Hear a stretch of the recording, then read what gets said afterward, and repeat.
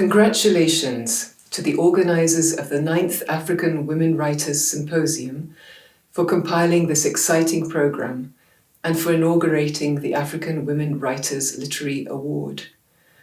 May the symposium generate fascinating conversations and the chance to hear writing we want to read.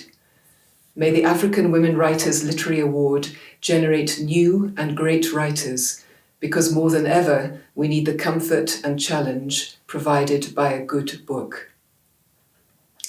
'Tis now internationally accepted that children who read for pleasure communicate better, write better, are likely to become more empathetic and to develop a survival resource for life. In an online world of mosquito brain, flitting between posts and likes and shares, the need is ever greater for the respite of the reading window, to fall through, to pause, reflect, think deeply, feel deeply, and to enjoy the pleasures of being submerged in other created consciousnesses. Like many as a child and as a teenager, I transported myself from family quarrels by putting my nose in a book. All sorts of things could be happening around me, but I was hooked by the story, desperate to know what happened next, and lost in the writer's world and voice, having adventures and living different lives.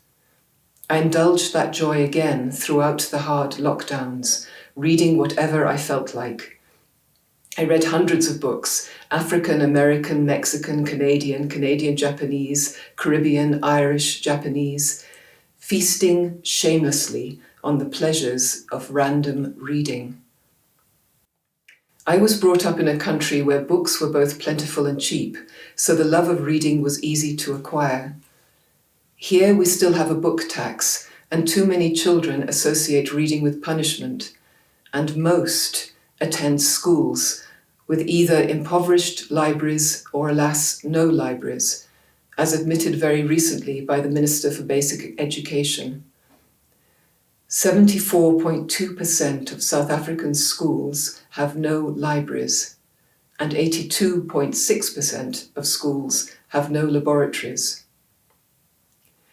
How can we develop libraries so that they can aspire to be, in the wonderful words of Andrew Carnegie, the palaces of the people? How can we make schools and universities and libraries responsive anchor institutions which respond to local learning needs? How can we fill them with opportunities for glorious reading, both physical and online? I hope that symposiums like this one and awards like this can further the goal of enfranchising everyone with the pleasures of reading, provide each child with a lifelong escape route and the chance to know, to feel, and to imagine the lives of others. We need empathy more than ever, and reading teaches us to empathize. I've always found it hard to read a book if there was no character with which I could identify. When I read, I become that character who intrigues me. I become that consciousness in action, and after I've finished the last page, assimilate the after trails of the reading experience so that it becomes a part of me.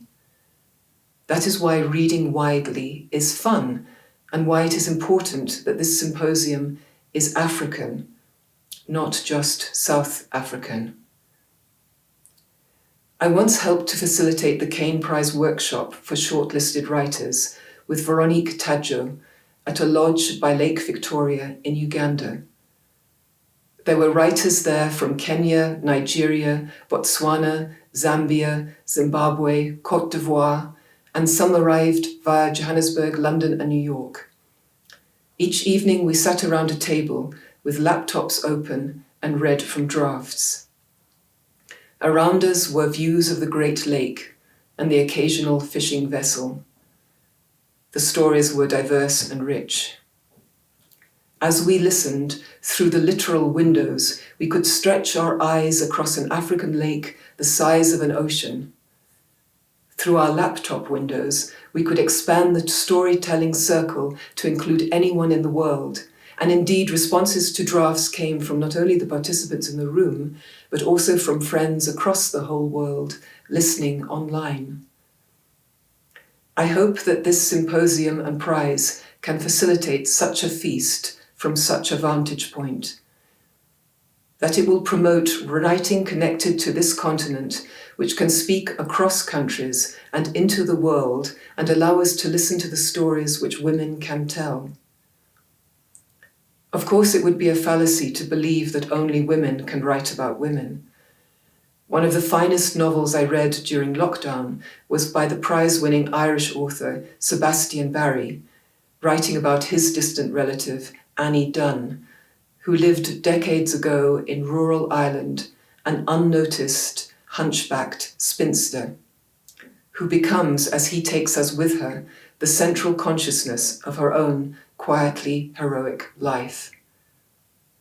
Writers, great writers, do not write from sealed boxes, gender or otherwise, but rather write the complicated, unknowable human, drawing from the full repertoire of human possibility.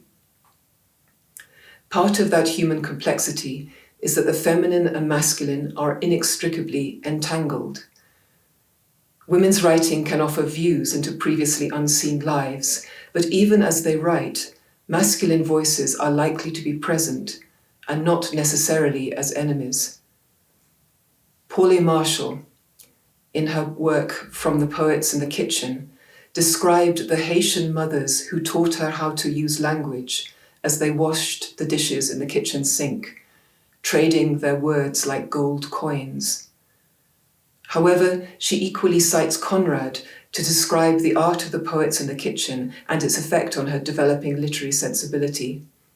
Marshall writes, quote, "Like Joseph Conrad, they were always trying to infuse new life in the," and she quotes, old words worn thin by careless usage," unquote. And she continues, "And the goals of their oral art were the same as his," quote, "to make you hear, to make you feel, to make you see," unquote. The entangled nature of gender is evident in the 2023 Kane Prize, which has been awarded to a writing duo, a woman and a man, writing from Senegal. Mambugama Diene and Wapa Diallo. Diana is a feminist activist whose experiences informed Diallo's physical writing of their short story, entitled A Soul of Small Places. The story explores gender-based violence within the context of African spirits interacting with humans. Whose story is this? I cannot answer. But the judges, who included Wasson Shear, found the story to be tender and poetic. Doesn't this sound like something that you want to read?